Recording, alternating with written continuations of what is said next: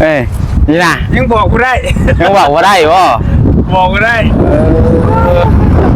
เป็นรุ่นกันบอกเลยพี่กล้องกันชิบอกบอกในกล้องลังไม้เนาะเป็นรุ่นนั้นเว็บร้อยบ่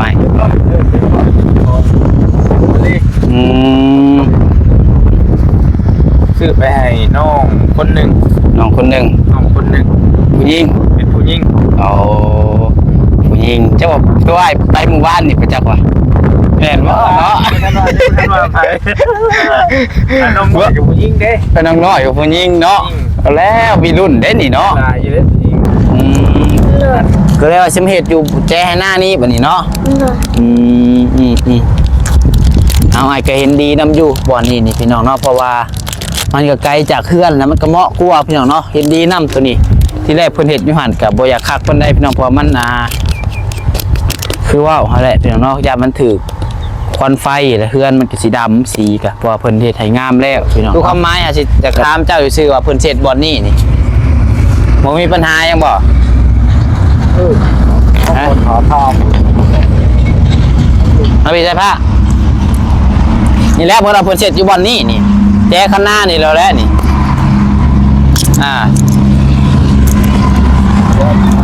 ฮะแถวนี้แล้วนี่ประมาณนี่คุณเอาประมาณนี่บอลแจ้ข้างหน้านี่แล้วแหละแล้วบอเช็ดบอข้างหลังนี่แล้วเหรอแต่ใส่ผ้านางนี่ไปหันวันนี้อะไรแต่หันมาไม่ได้18 เมตรแต่หัวเป็นน้ำเมา8 เมตรโดยพอผ้ามันสีเป็นขยะข้าวคือดินตัวนี้นี่มันบริแมนแต่ของใช้ผ้าผู้เดียวบ่เพราะว่าฮาบูฮู้เขานะยังบริแบ่งกันยังบริแบ่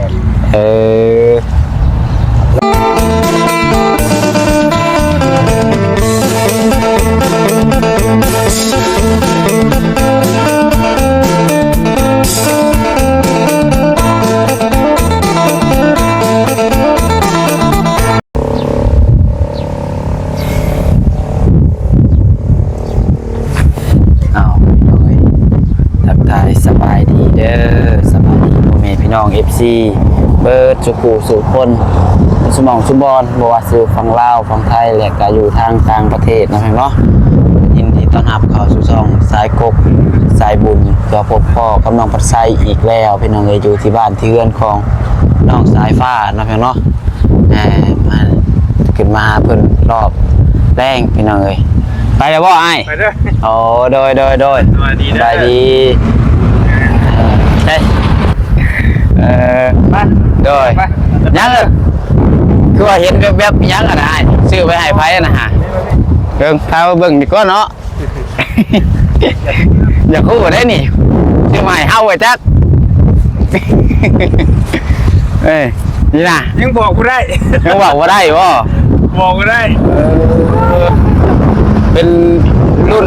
กันบอกเลยพี่กล้องกันชิบอกในกล้องลังไม้เนาะเป็นรุ่นนั้นเว็บร้อยบ่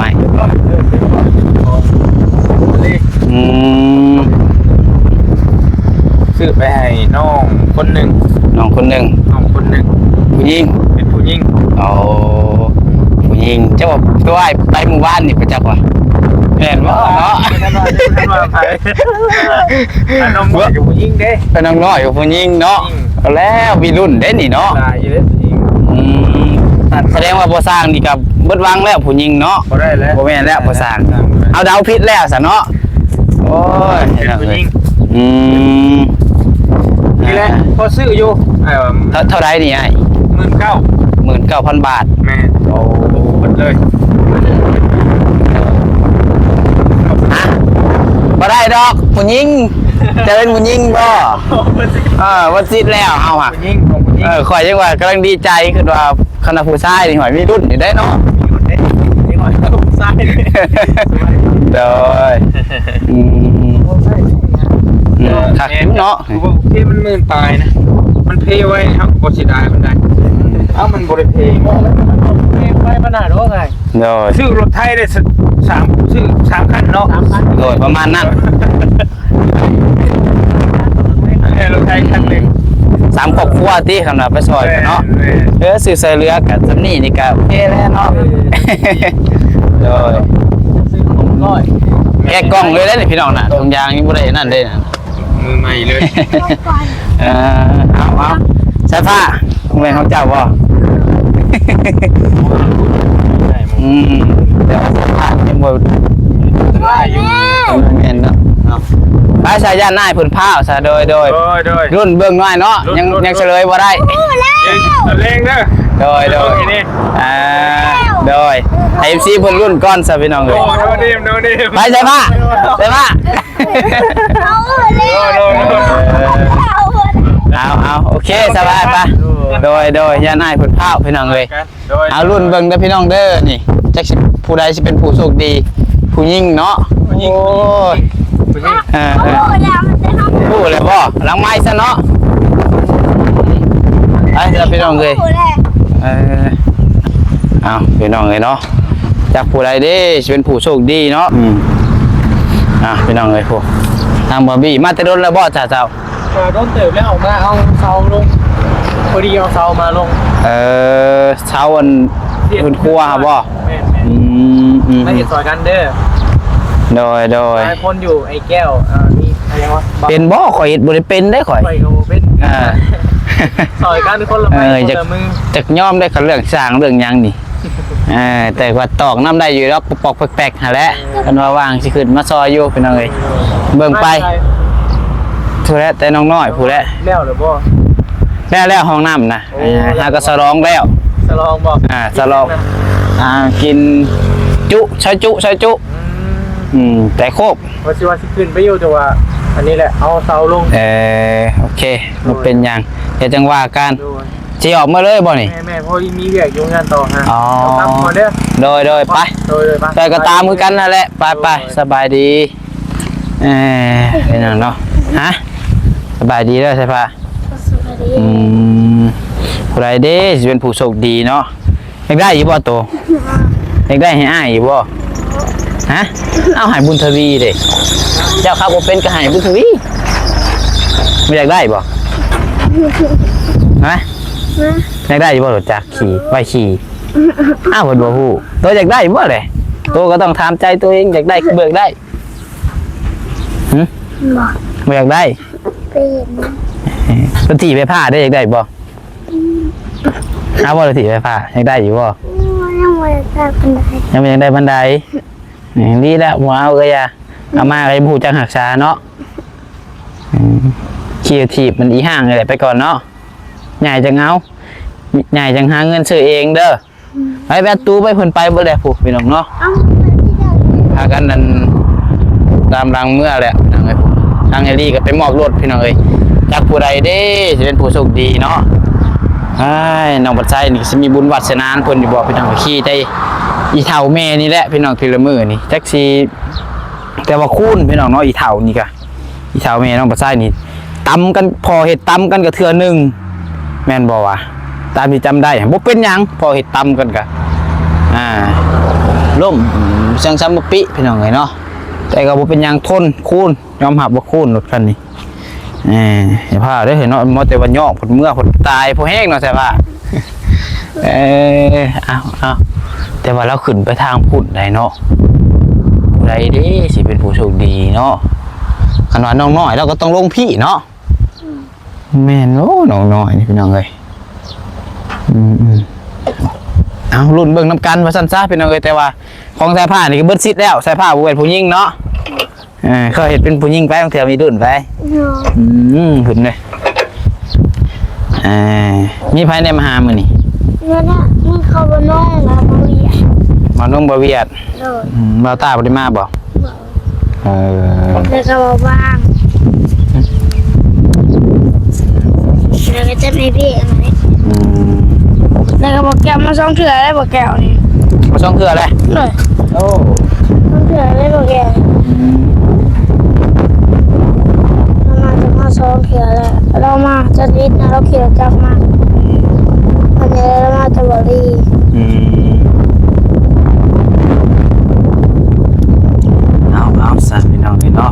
ไปเบิ่งดูไดห้องน้ำห้องในเจ้าเสียทางไหนปะไปเบิ่งดูปะวัดบ่หัวเจ้านี่ห้องน้ำบ่ห้องครัวหาแหละลง มันหูมันไปเลย ไปแล้วบ่ตามใจวัดก็อย่า ไก่ใหญ่สุด อ้าวใหญ่แล้ววันละปอบไก่โตก็ยังใหญ่ขึ้นนับมือโตก็ได้ ดูได้ แต่โตคือใหญ่ใช่ฮะ มันใหญ่เลย เขาใหญ่เลยไก่จะบ้องมันตัวนี้หน่อย ให้มันก็ใหญ่เลยเกิดมาใส่ปลาเอ้ยใช่ไปเบิ่งก่อนนั่นเลย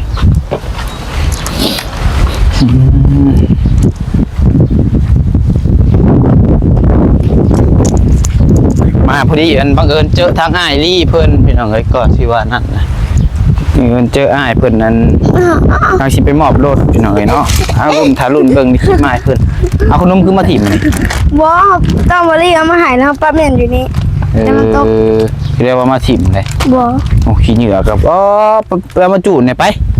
เอาไปมาจูดขี้เหงื่อไป ปะ เดี๋ยวเบิ่งกันดีก่อนไปแป๊บนึงใช้อันบอลผลเสียนห้องนอกห้องน้ำห้องครัวหาบอลใด เด้ เสียดบอลนี่บ่ใช่ว่าตะกี้ก็เสียดบอลนั่น ว่าหล่อคนดินอะไรเขาจะเหมือน ใช่ว่าเสียดบอลคนดินหัน บอลนี่บอลลี่ว่ายามันถือขวาควันยามันถือของน้ำ อย่ามันถือกันควันมันยันถือกันสีเฮือน ดู ยันควันถือสีเฮือนยันมันเปื้อน ดู ก็เลยว่าชิมเหตุอยู่แจ้ให้หน้านี้แบบนี้เนาะ ดู เอาไอ้ก็เห็นดีนำอยู่บ่อนนี่พี่น้องเนาะเพราะว่ามันก็ไกลจากเฮือนแล้วมันก็เหมาะกว่าพี่น้องเนาะเห็นดีนำตัวนี้ที่แรกเพิ่นเฮ็ดอยู่หั่นก็บ่อยากคักปานใดพี่น้องเพราะมันคือว่าหั่นแหละพี่น้องเนาะยามมันถือควันไฟแล้วเฮือนมันก็สีดำสีก็เพราะว่าเพิ่นเฮ็ดให้งามแล้วพี่น้องเนาะแล้วมันก็จ่ออีกพี่น้องเอ้ยแม่เฮ็ดบ่อนนี่คันว่าเฮ็ดก็เฮ็ดจุบดีเลยพี่น้องเนาะเฮ็ดแบบ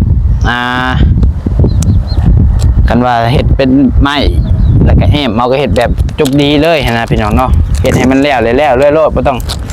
เฮ็ดหลายเทื่อพี่น้องเอ้ยว่าซั่นซะประมาณนี้บ่ใช่ผ้าเพิ่นเสร็จแถวนี้เนาะ เลย ต้องขุดต้องเอาดินมาถมอีกได้นี่แม่นบ่ เลย ประมาณนี้พี่น้องเอ้ยเฮ็ดต้องขอคนครัวนี่ก็ต้องเลยไปถามลุงเจ้าก่อนนะไปถามแล้วบ่ลุงเจ้าหา บอก ฮะ ลืม ลืม ไหน ต้องได้ไปถามเพิ่นก่อนได้หาเพิ่นว่าให้ไปถามเพิ่นชื่ออยู่บ่ตอนน่ะถ้าเว้านะบ่ชื่อซ้ำ ไหน ไอ้ชื่ออยู่ไอ้แต่ว่าบ่ได้ถ่ายคลิปตอนน่ะพี่น้องเนาะเพราะว่าลุงน้องสายผ้าแล้วบอกว่าถ้าว่าอนาคตเพิ่นเสิเดินขอคนครัวเฮ็ดหยังกะยาเขาต้องให้ไปถามเพิ่นก่อนลุงผู้นี้เจ้าหนนะ ไหน แต่ว่าน้องบ่ใส่ก็บ่ฮู้ว่าจักสิอธิบายบ่ได้พี่น้องเนาะว่าง่ายๆก็แล้วว่าดินน้องสายฟ้านี่มันบ่แม่นเบิดได้ตัวนี้เนาะแม่นบ่สายฟ้า อันนี้เราถามว่าเบิดไหนหน้าไง เบิดให้หน้านี่ เนาะ จะแม่นบัดเราบอกก็ไม่คือว่าขนาดกอกน้ำนี่ก็ยังกลายไปแล้วพี่น้องเนาะดินแท้ป่าบ่แม่นแต่ว่ามีเฉพาะใจเฮือนนี่ ประตูบอกแค่ประตูบอกต้นทางกับประตูอยู่ต้นทาง มีแต่คะแนนว่าอันชุดเจ้าบาดมือชุดเจ้าเสร็จอีหลีคะแนนว่าไอ้บีสิตั้งศอกตั้งเสาสิเฮ็ดสิย่อให้ไปถามทางลุงเจ้าก่อนเด้ออย่าลืมเด้อจอยนั่นนี่มามันสิเว้ากันยากอีกให้ไปถามลุงว่าบ่อนนี่เฮาเฮ็ดนี่ได้บ่คือว่าแนวใด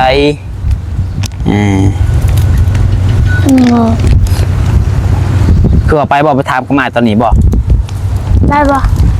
แล้วอยู่เพื่อนอยู่บ่เลย ป่าเขาอยู่ก็ได้ป่าเขาแบบเป็นเอื่อยแมวเขาเนี่ย แต่ว่าลุงผู้นั้นครับเป็นเคยเนาะเพราะว่ามันต้องได้ทามได้ยังข้างนี้ได้พี่น้องเนาะ ทำป่าเอามาได้ น้ำป่าบ่เอาเดี๋ยวจังว่ากันถ้าพี่น้องเพิ่นยังบ่ได้เฮ็ดง่ายบ่เลยมื้อได้เพิ่นเสร็จเลย ถามไอ้บีไปหลินโชว์มือเป็นจังไงมา ไม่ได้สิไปลิน เลย ยังสิได้มาเฮ็ดฮะ เลย ไอ้เป็นนี่ไอ้บีสิไปปะเพิ่นเลยไผสิมาหาบัดนี้ มาน้องมาต้องมาเราบอกเลย เดี๋ยวน้องเพิ่นนี่แหละน้องบ่ใส่ก็เที่ยวมาจอบเพิ่นอยู่พี่น้องเอ้ยแต่ว่าสิบ่ได้อยู่ประจำคือว่าหั่นแหละก็สิไปหลายทางพี่น้องเนาะเสาเพิ่นซื้อมาจากเสา เราเนาะก็ลืมนับตัว ได้ไปเบิ่งดูปะ 4บอก4 ถือเอาโทรศัพท์มาถือไปเลย เขาเรียกเบิ่งก็ฮู้4 แต่ไปเบิ่งก่อนแล้วมีหยังแน่เพิ่นซื้อมามีเสาบ่มีเสา4ต้นบ่ เลย เสาเป็นเสาไม้เนาะชื่อบ่นี่ก็ว่าเพิ่นแกมาแต่เฮือนเพิ่น ซื้อเด้เท่าเท่าละ200,000บ่ เสาละ200,000แล้วก็มีไม้เส้นนำเนาะไม้เส้นนี่4-5เส้นพี่น้องไม้เส้นแล้วก็มีหยังอีกเพิ่นซื้อมาให้อ่ะครบเพิ่นละบ่ สีผูก ช่างกะสีนำเอา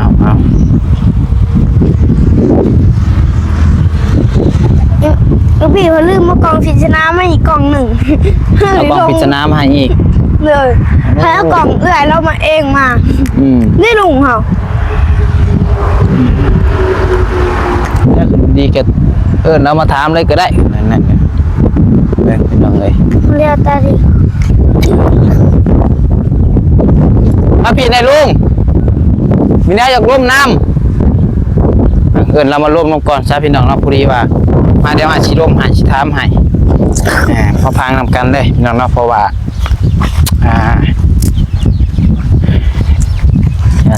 เรามาลุงไก่แล้วบ้านี้ เด้อ แม่นบ่ เขาแม่นแล้วยาวมากอ่ะ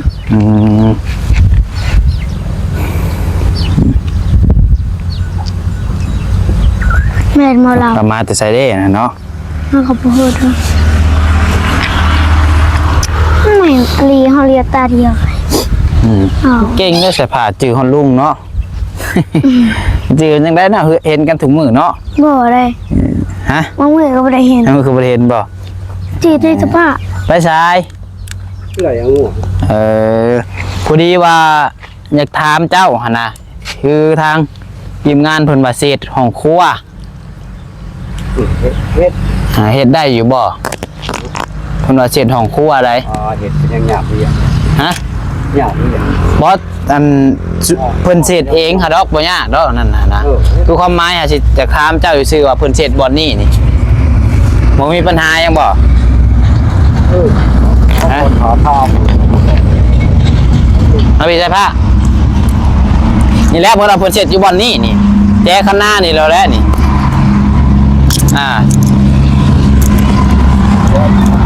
ฮะ แ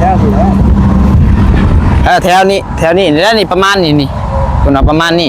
บอลแจ้ข้างหน้านี่แล้วแหละ แล้วมาเช็ดบอลข้างหลังนี่แล้วเหรอ แต่ใส่ผ้านั่งนี่ไปหันวันนี้ อะไรแต่หันมาไม่ได้18กันแต่หัวเป็นน้ำเมา8 เมตร โดย พอผ้ามันสีเป็นขนาดเมา โอ้คือดินตัวนี้นี่มันบริแมนแต่ของใส่ผ้าผู้เดียวบ่เพราะว่าเฮาบ่ฮู้หั่นน่ะยังบ่ได้แบ่งกัน ยังไม่ได้แดง ระแบงและจับสีพูดถึงรับก็ได้นี่ยังจะคนนี่เทวดินยังบ่ทันแบ่งดินตอนนี้นี่ ยัง2 3 4 5ยังหาคน ดินตอนนี้นี่ยังหาคนเป็นดินมูลเนาะ นี่นะจะขานี่จะขาพูนตัวนี้จะขาพูนตัวนี้ใหม่ เพราะว่าจากถามเพื่อนพี่น้องเอ๋ยเนาะเพราะว่าเคยคุยกันหลังไม้เห็นนะเพื่อนว่ารับประทานว่าอนาคตสินของครัวเพื่อนว่าให้ถามเพื่อนก้อน เพ เพื่อน ราะว่าจะเห็นทางนะนี่เป็นวางนึงเป็นทางถึงเอามาปั้นกันได้ทุนใช้ก็มีวินทางเขามาใช้บ่ได้ สมมติว่าเหตุทางนี่เขาต้องจะกะว่าเสียแถวนี้บ่ตัวนี้นี่เป็นทางเข้าสมมติว่าผู้ได้ดินอยู่ตอนในนี่ต้องให้เป็นทางเข้าไปฮอดเนาะว่าไงก็ล้มประมาณจักเม็ด ก็ล้มรถ4 เมตรนี่แหละ ล้มรถใหญ่ล้มรถยังเนาะ ล้มรถใหญ่รถไทยรถ ได้นี่แหละรถใหญ่สิบล้อตัวเนาะนะ ลมหลดลมล่างแหละเนาะสมมาพระควรว่าซั่นซะ ท่วมเลย เออง่ายๆกับทางนี้นี่ลันชิจงเห็ดเป็นทางอยู่พี่น้องเล็กกับตอนต่อไปนี่ก็สิเป็นของไผเนาะใกล้บอนกอกนี่กับกลายไปนี่บ่แม่นของสายผ้าแล้วบ่ ว่าแต่ฝุ่นเนาะมันเท่าไรแต่ฝุ่นเนาะ บ่เฮาก็บ่ฮู้ตอนนั้นแต่ว่าเฮาอยากถามสินะว่าของสายผ้าหับดินสายผ้าหับบ่ได้ฮอดกอกพี่บ่ดินเฮือนเรา ไล่แล้วแล่มาได้หา18 เมตรแต่หัวเท่านั้นว่า เพราะว่าง่ายๆคือดินของน้องสายฟ้านี่มีแต่18เมตรนึงความกว้างบ่18เมตร ความกว้างนี่แหละ กว้างนี่18เมตร 30 ยาว30ประมาณ30แล้วเมาแล้วกับไผชูนอ้ายเอ้น้องไผก็จะได้หน้าทางจะแบ่งกัน แต่ยาวนี่30เนาะ30นี่ฮอดใช่บ่30แต่หน้าทางมาฮอดบ่ต้นกรุง นี่แหละฮอดแต่นี้แล้วดิ30 ฮอดแต่ห้องน้ำนี่ประมาณค่าห้องน้ำนี่ นี่ละหัวเองห้องน้ำมันยังกายเลย ห้องน้ำก็กลายเลย อ๋อนี่ละหัว หัวอันต้นน่ะเลย หัวก็มี ของ ข้าวปุ๋ยตัวนี้โมเมนต์ตัวนี้ห้องน้ำมันยังกายเลย หัวตัวนี้กลายหน่อยนึงนี่ติ อ๋อ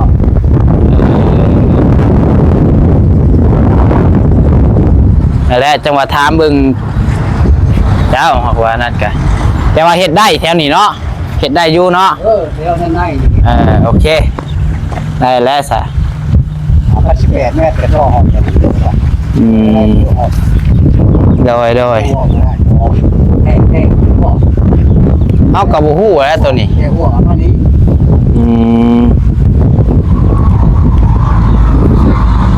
เป็นหยังแต่ว่าเฮ็ดแถวนี้นี่ได้อยู่พี่น้องเอ้ยเนาะเอาโอเคขอบใจหลายๆเด้อ ฮะ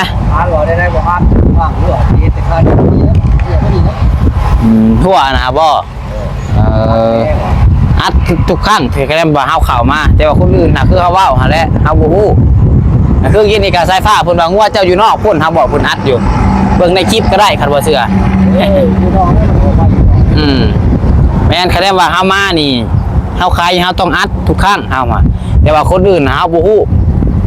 ถ้าคนเป็นคนอื่นเพราะมันก็หลายคนมาโดยเฮาเห็นเฮาใครมาเฮาก็บอกเพิ่นอยู่ว่าให้อัดตู้อัดหยังให้ยันงอจะออกเฮาก็เว้าอยู่แต่ก็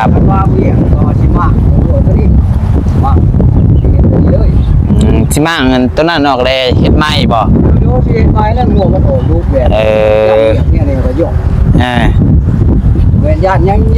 ไปชนรถเข้าดอกไปแห้ง โดยตามใจชุดเจ้าตัวนั้นก็ โดยมันเป็นหยังครับแต่ชุดเจ้าคุยกันเลยน้องชุดเจ้าโอเคเป็นหยังเนาะไปใส่ฟ้าเดี๋ยววันนี้ไปเอากระไพ่มาจุกชิ้นเหรอไปห้ามหรือว่าฮะยังก่อนนี่แหละ ว่าต้องห้องกับปลุกมากเลยวันนี้ เอาไปไหว้ขนมมาห้ามเลยป้าเอาขนมไปไหว้ ตัวนั้นก่อน เอาเข้าไปไหว้รถขนมนี่ ดูกระเพาะอยู่บ่ เพื่อนหน่อยข้าเนี่ยเลยโยเอาอะไรไปมุ่งอยู่ได้บอกคุณอยู่เฮากับบริหู้ กะละมาเกียร์ และผู้เจ้าผู้อยู่ใกล้กับเบิงพน้ำลูกหลานก็ได้ คือชุมเฮากับมาก็คือว่าอะไรมาแค่ซอยเรือมาแค่สัวข้าวบุเรนมาอยู่ถูกมืออยู่ถูกเวลานะ ก็บอกว่าตัวนั้นแค่ผู้เขาเพื่อนหน่อยโดยบ้านเฮาคุยอยู่แล้ว โยมีแต่ชุดเจ้าและก็บอกในน้ำคุณน้ำผู้เป็นป้าเป็นลุงชุมเฮาก็บอกอยู่แต่กับผู้คนที่ฟังไงไปทางไหนกวาดเขาไปทางไหนกวาดเขาโกมันดีได้ทำนี้ได้ไทย โดย ตลอด นั่นแหละอีกหน่อยแน่อย่างเนาะ พวกนี้อย่างนี้แล้วมันยากยากวิ่งใหญ่มันไปฝุ่นนิดอ่ะมันตัวเอง เฮาก็ยัง 50,000บริกรรม เฮาก็ยังงงอ้าวไปจูดเฮ็ดหยังว่าถามเพิ่นอยู่มื้อนะมื้อต่อมา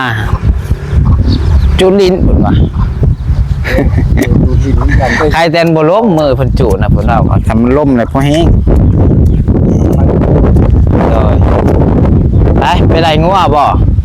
ยังไม่ได้นู่น โดยโอเคขอบใจได้หลายเพราะว่าอยากถามไว้หั้นนะบางเทื่อเฮ็ดไปแล้วผลยันจะว่าเฮ็ดบ่ได้ยังหั่นนะเลยว่าจะมาถามยิงดอกมีแต่แจ้งบอกจะเลยและผลเสร็จของครัวเฮ็ดพรสัวคะอันนั้นซื้อบริเฮ็ดใหญ่ดอกเฮ็ดเป็นอันแอมไปซื้อพาแอมจุดรถน้ำกินเนี่ย เฮ็ดดีเดี๋ยวเป็นคนครับแรงไงเฮ็ดที่ผ่านเฮ็ด โดยเอาแล้วแต่ชุดเจ้าลมกันตัวนั้นนะ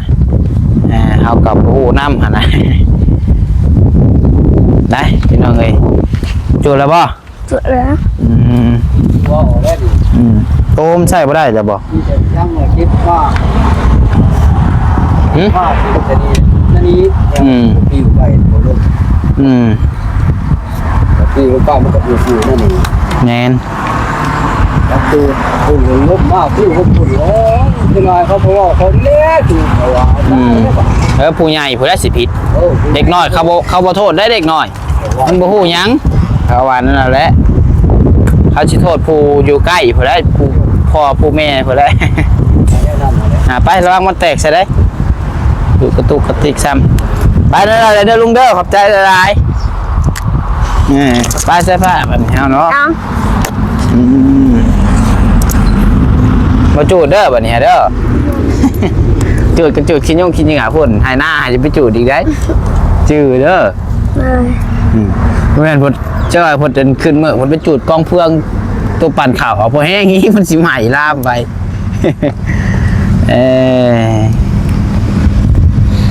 เอาพี่น้องเลยคือว่าเฮ็ดได้เด้อคนบอกแล้วจะคานี่บ่อยกายลุงจะบอกเด้อบ่อยกายให้นี่ประมาณแถวนี้แหละเฮ็ดได้อยู่เด้ออันว่าไปถามกันไปซะ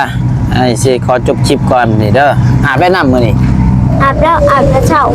อาบแต่เช้าบ่ สวยนะอาบแล้วเพนอาบแล้วตัวเพน โอเคกินข้าวกับหยัง จะเป็นปลาดุก จะปิ้งปลาดุกไหนกินข้าวกินน้ำว่ากันพี่น้องเลย ไอพี่ซื้อของกินมาไว้ให้อยู่ มีอยู่บ่ของกิน มี โอเคจ้ะ และมีขนม ข แต่ น นี่ ม นาย พ่อ จะยังไม่ทันเข้าไป ไปเบิ่งดูสักขนมไป ยังไม่ทันเห็นอะไร ขนมพี่สั่งด้วยจากห้างเนี่ยนี่เว้ยนึบใช่ขนมหลายบ่คือหกแท่นี่ หกเลยจะเขามาเบิ่งก้อนข้างในน่ะ ฮะ จะว่าจะมันจะหกน่ะ โอ้ทุกนี่มุ่งงามแท้นี่ จะว่ามันจะหกน่ะ โธ่คักมุ่งไพ่มาให้อย่างนี้ฮะ ไอพี่ใหญ่จะดีผักมาแต่ไทย